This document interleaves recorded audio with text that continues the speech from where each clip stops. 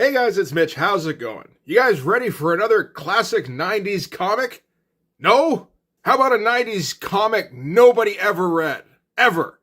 Sound good? Alright, well, just before we get into it, if you enjoy the channel, if you feel like you might want to help out a little bit, what you can do is in the description, there's a link to my Patreon.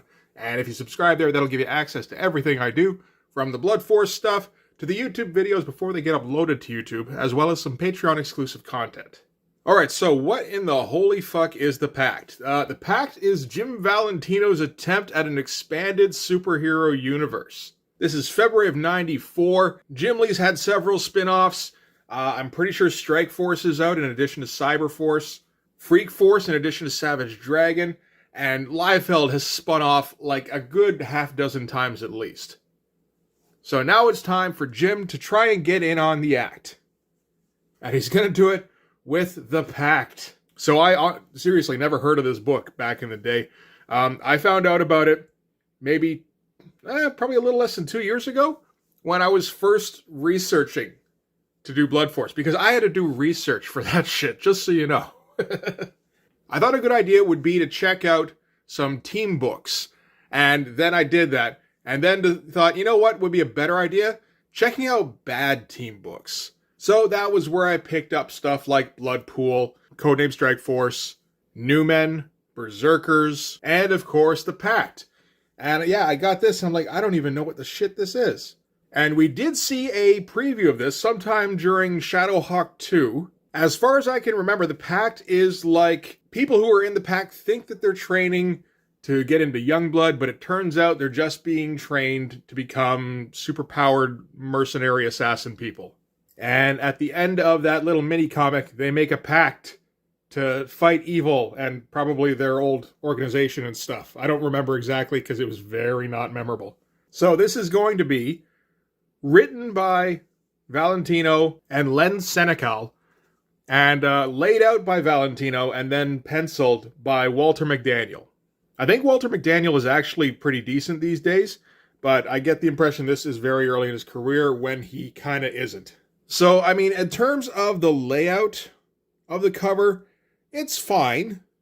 You know, you get your four characters. The finish on these is pretty bad. Probably the best looking one is this guy here, which is Blacklight, I believe. Followed by Slam and his mouthful of chewing gum.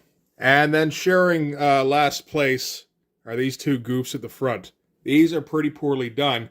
And then they didn't help anything by giving them a white background to work with. I can't imagine too many people saw this on the shelf and went, oh boy, I have to pick this up. All right, so let's take a look. So we're going to start out with some photocopied pictures of LA and traffic, which you're allowed to do, but it's not exactly a good start for your comic. Then we cut to a well-appointed Mons, as described, and this is going to be the headquarters of the Pact, which is a terrible idea. You never put your renegade superheroes in a fucking mansion. And it turns out two members of the Pact are having a hissy fit.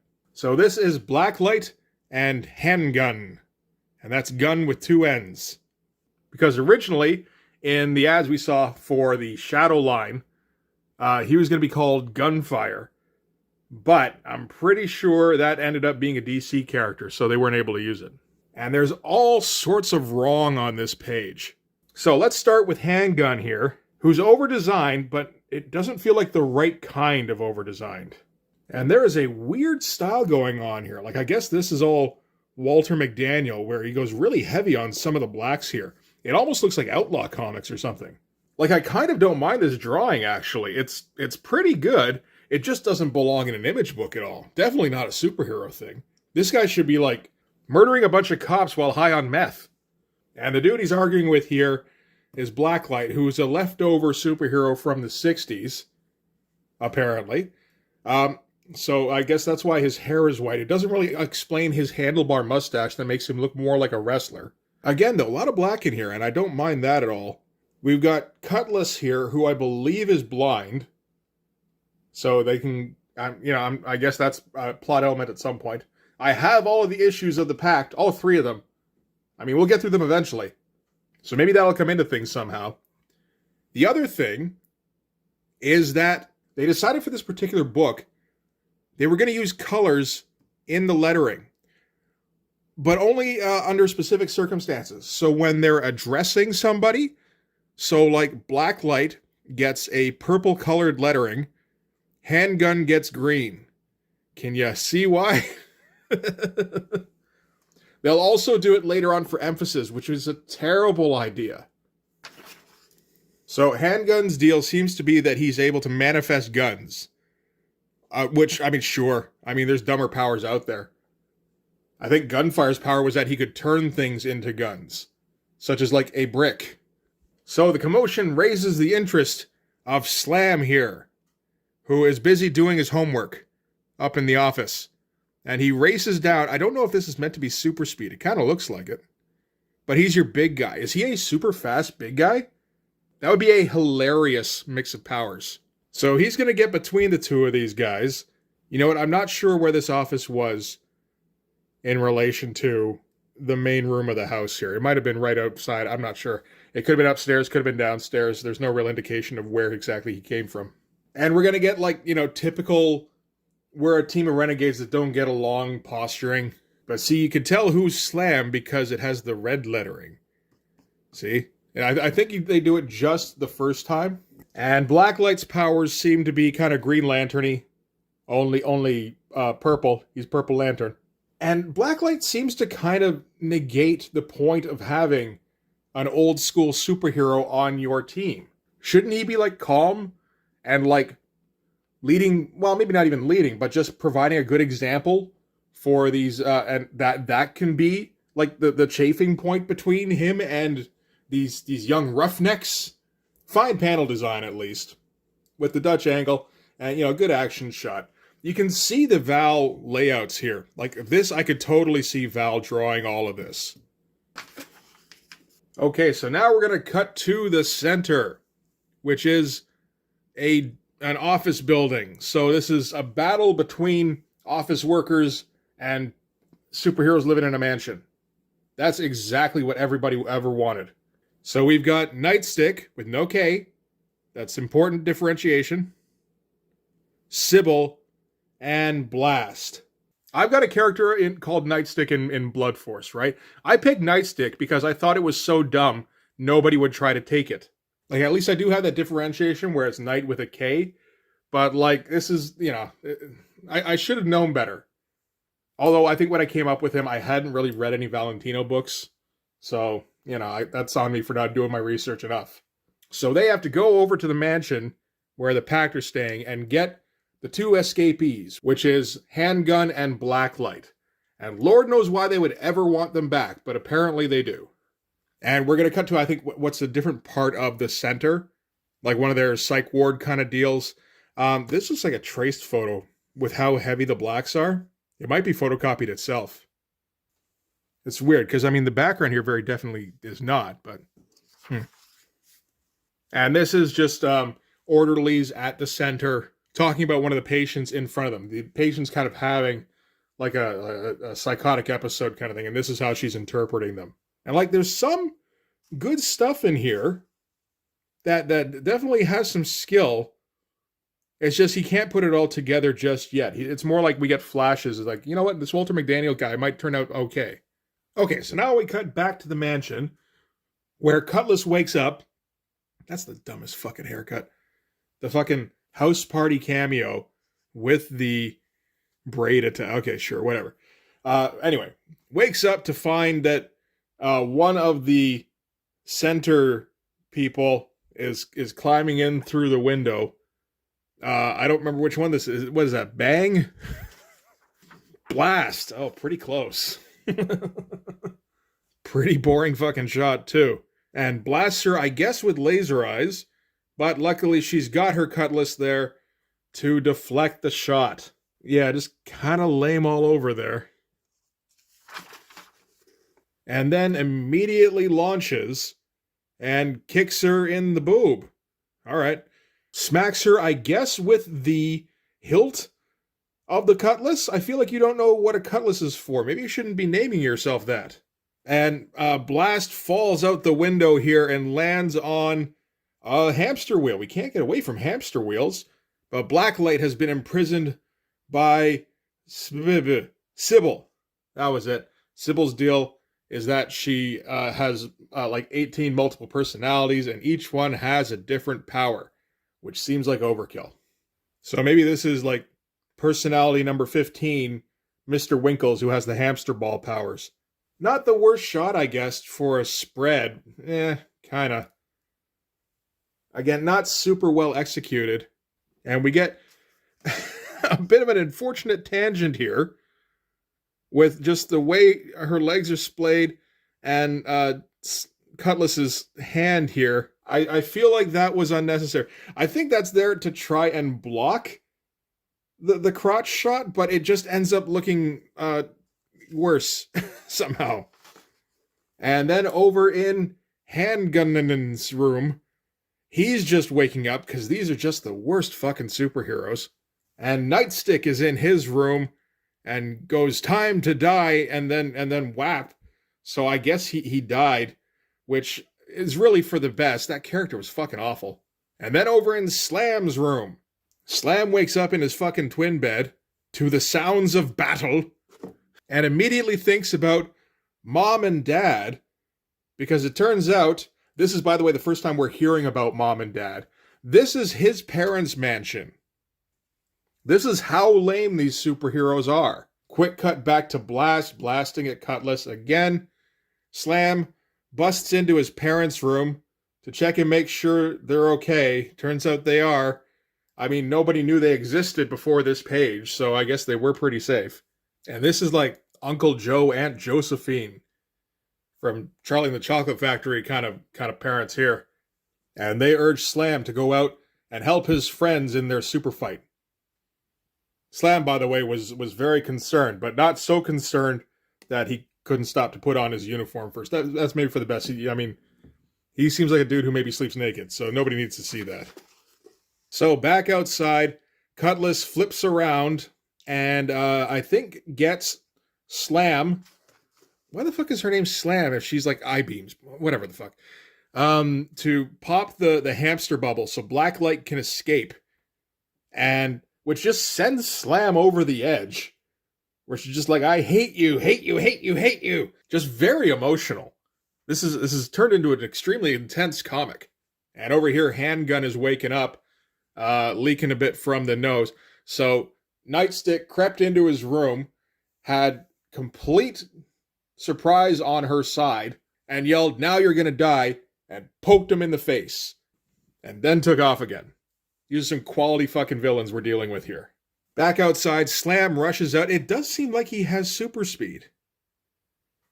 So is he like a super... I haven't seen him do anything super strong yet. I've seen him do super speed twice. Is he just a super speed guy who likes to work out a lot? Me and my brother made that joke before about having like a big guy who doesn't have super strength. He's telepathic. But he's on a team with a bunch of super guys and he's got a really fragile ego. So Blacklight has managed to blindfold Slam. So that'll keep her from...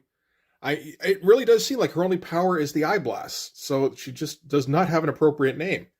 But they don't know where Sybil and the other Nightstick are.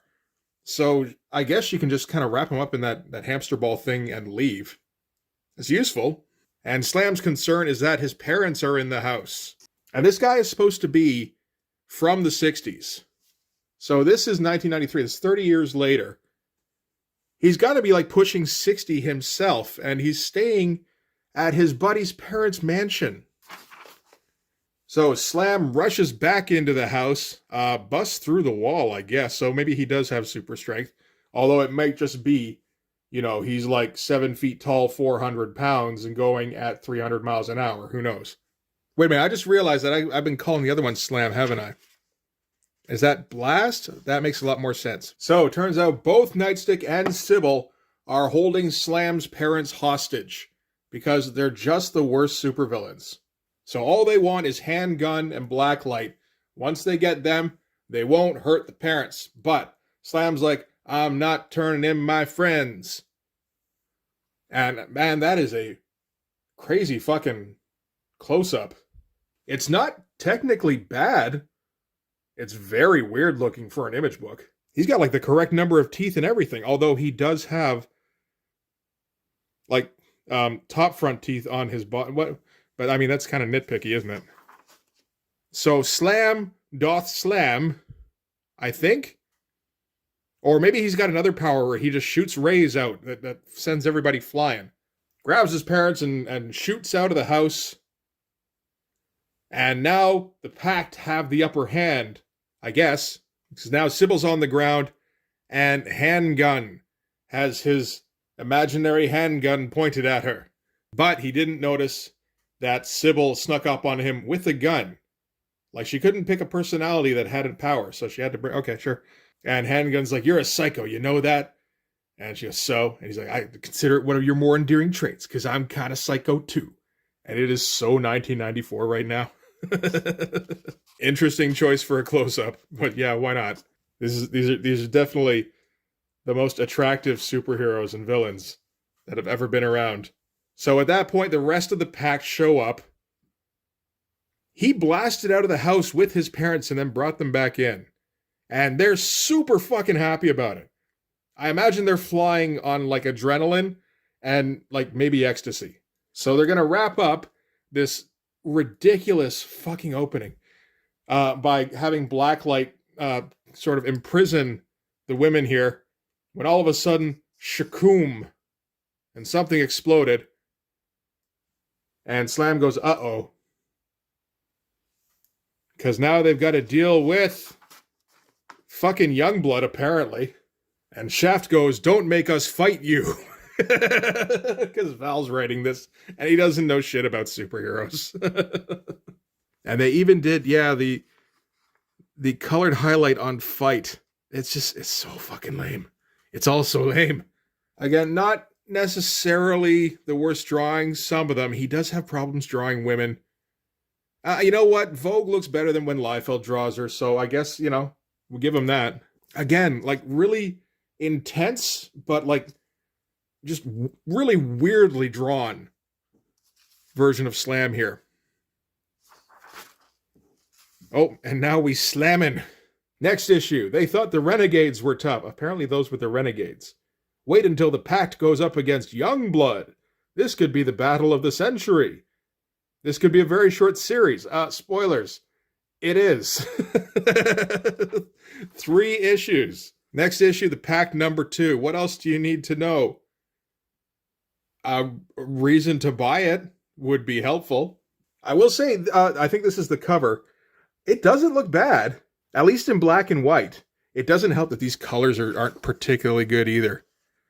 Like, they're not terrible. They're not Shadowhawk number 1 bad, but like Shadowhawk itself looks better by now. Yeah, see, Shadowhawk is wrapping up number 3. Even the colors here look like shit.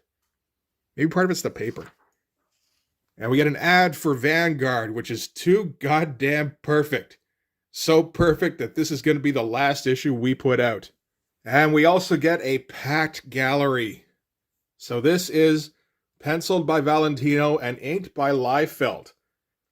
This is the very first appearance of the Pact from 1992. This was used as the cover for the Pact Ashcan that appeared in Shadowhawk 2, number 3. And it looks just god-awful. Like, at least we can see why Walter McDaniel is drawing this. His shit is weird and not really always good. But, like, that's still better than always lame. Oh, more gallery. Gee, I wonder if this is Val, seeing as how that guy looks exactly like Charlie 27. Jim Valentino and Chance Wolfe did their rendition of the Pact for the Images of Shadowhawk trading card. Okay, so that explains that a little bit. This was meant to be a smaller image. Still looks like fucking shit. And then Walter McDaniel's dynamic pencils are showcased as he redefines Slam. Like, how much better does that look than that shit? This is supposed to be the guy running this whole fucking line. Yeah, it like weirdly intense. And not looking like an Image superhero kind of guy. It's actually pretty good. All right. So that's it for the Pact. Oh my god. I feel like in some instances the weird art kind of saves it a little bit. Not to the point where anybody should be spending any money on this. Ever. I think I spent like $2. I'm okay with it because now I get to make a video. But that's like the only reason I would have this. But this was one of those things where like when I was trying to figure out, okay, what do I do to make a lame team book? Like this is like the fucking handbook for one thing. But, you know, it's like, okay, how did they get together? In this, it didn't even fucking matter. They just started in the mansion. Now, they did come together in the ash can that was in Shadowhawk number 3. But, I mean, it was two groups of two people who already knew, like, Blacklight and Handgun knew each other. Cutlass and Slam knew each other. And Cutlass and Slam just kind of found the other two, and they went, we should team up. Yes. That was the kind of thing that convinced me you don't need to have an origin story. Not if you're doing a shitty Image comic. Which is what I'm doing. God damn it. So yeah, that'll do it for the Pact number 1. We will do number 2 at some point in the next few weeks. I'm interested to see more of Walter McDaniel's art and to see just, I don't know, where it goes. But that's going to do it for this one. Thanks very much for watching. If you like this video, please hit like, hit subscribe, hit the notifications so you know when the next one's coming out. Go over, subscribe on my Patreon. That'll give you access to everything I do, from the Blood Force stuff, the pages in the finished comics, to the YouTube videos before they get uploaded to YouTube, as well as some Patreon exclusive content. You can also follow me on Instagram and DM me there for commissions. Again, this is one of those milestones that is kind of important because you too can make a comic. And even if it sucks, you can go, at least it's better than the Pact. So yeah, that's going to do it. Thanks again for watching. I'll see you guys in the next one. Bye-bye.